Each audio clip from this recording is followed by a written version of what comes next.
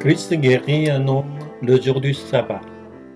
Il exhorte à nous revêtir d'humilité, la parabole du grand dîner, la nécessité de la considération et du désintéressement.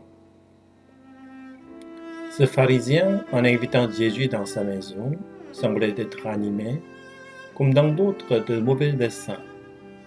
Mais notre Seigneur ne pouvait s'empêcher de guérir cet homme, même en sachant que des reproches lui seraient faits au sujet de cette guérison, faite un jour de sabbat. Il convient de bien comprendre l'osmose qu'il y a entre la piété et la charité quand on respecte le jour du sabbat.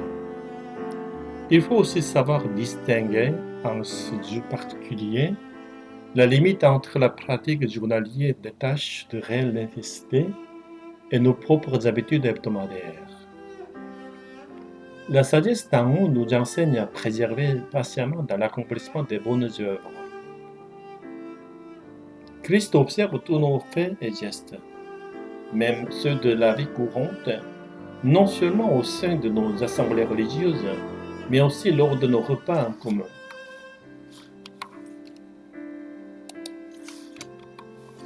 Nous voyons que dans de nombreux cas, l'orgueil d'un homme contribuera à son abaissement et qu'avant tout honneur, on doit trouver l'humilité. Notre Sauveur enseigne dans ce texte que les œuvres de charité discrètes sont préférables à celles dont on se vante. Christ n'a pas signifié que la libéralité motivée par l'intérêt se doit d'être récompensée, mais que son précepte de faire du bien aux pauvres et à l'affligé soit bien observé par amour pour lui. Observons dans cette parabole de la grâce et la miséricorde de Dieu, toutes deux gratuites. Elles brillent dans l'évangile de Christ et seront une véritable nourriture et un festin pour l'âme de celui qui reconnaît ses besoins spirituels et sa misère morale. Tous les invités mentionnés dans ce texte trouvèrent un prétexte pour refuser l'invitation qui leur était proposée. Cette parabole est un véritable blâme pour la nation juive, à cause de sa négligence des offres de la grâce proposées par Christ.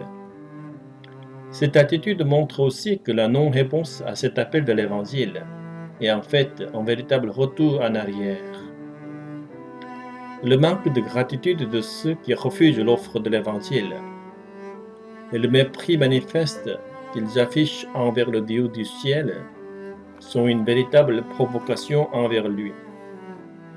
Les Juifs ayant refusé l'offre du salut qui leur était ainsi faite, les apôtres reçurent alors la consigne de se tourner vers les païens. C'est d'ailleurs grâce à ces derniers qu'a été remplie l'Église. L'annonce du salut des âmes, proclamée dans l'Évangile de Christ, n'a pas été vaine. Si certains en effet la refusent, d'autres l'accepteront avec reconnaissance. Les plus pauvres et les plus misérables ici-bas seront accueillis par Christ de la même manière que les riches et ceux de rang élevé. Bien souvent, l'Évangile rencontre un plus grand succès parmi ceux qui souffrent en ce monde et qui sont victimes d'infirmités. La demeure de Christ sera enfin remplie. Il en restera ainsi quand le nombre des élus sera atteint. Bien que les disciples de Christ n'aient pas tous été crucifiés, ils ont cependant tous porté leur croix. Ils la portèrent en fait spirituellement dans l'exercice de leur ministère. Jésus invite la foule à prendre en considération les préceptes cités dans ce texte. Il explique cela au moyen de deux similitudes. La première montrant que nous devons considérer le coût de notre piété. L'autre, que nous devons prendre en compte les périls qui risquent d'en découler. Asseyez-vous et comptez la dépense.